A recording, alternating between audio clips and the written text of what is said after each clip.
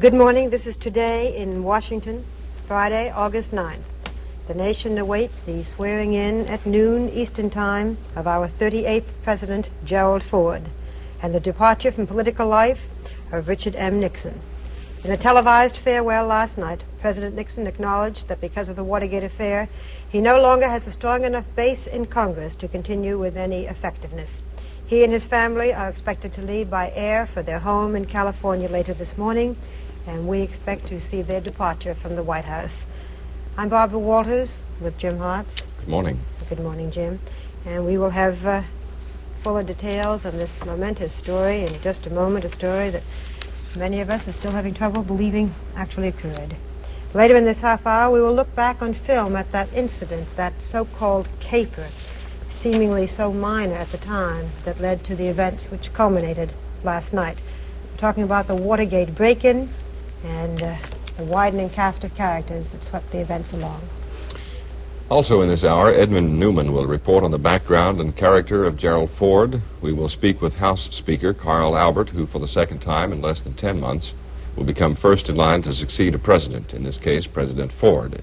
We'll also look inside the White House at President Nixon and his closest advisors at the height of their power and prestige.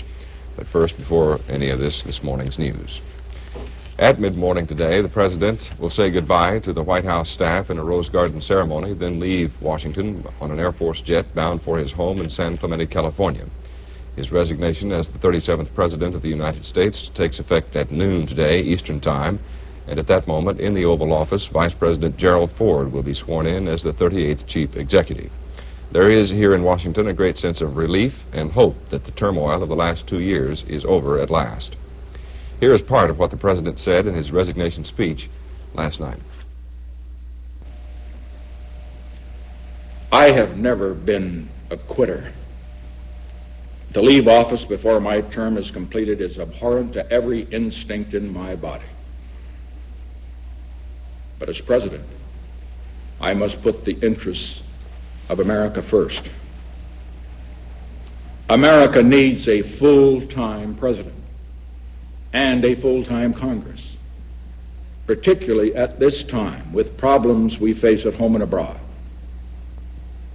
To continue to fight through the months ahead for my personal vindication would almost totally absorb the time and attention of both the President and the Congress in a period when our entire focus should be on the great issues of peace abroad and prosperity without inflation at home.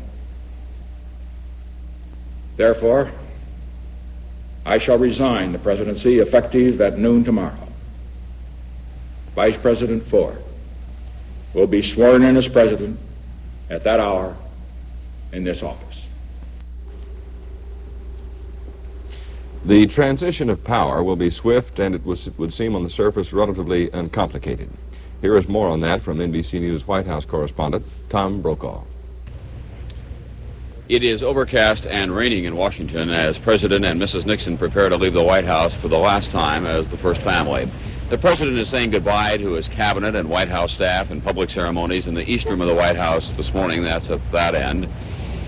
For them, for the staff and for the cabinet, this is a bittersweet time. Many of them are sad, even angry, that the Nixon administration is coming to an end in this fashion. Still others feel a certain sense of relief that the agony now is over. Mr. Nixon is leaving the White House as a President of the United States, and he will arrive in California as a private citizen. But judging from his remarks last night, he does not intend to leave the public arena. Just what he'll do is unclear, however. Equally unclear is the President's standing within the prosecution position of this country. Whether he will be pursued by prosecutors still has not been resolved. Tom Brokaw, NBC News at the White House.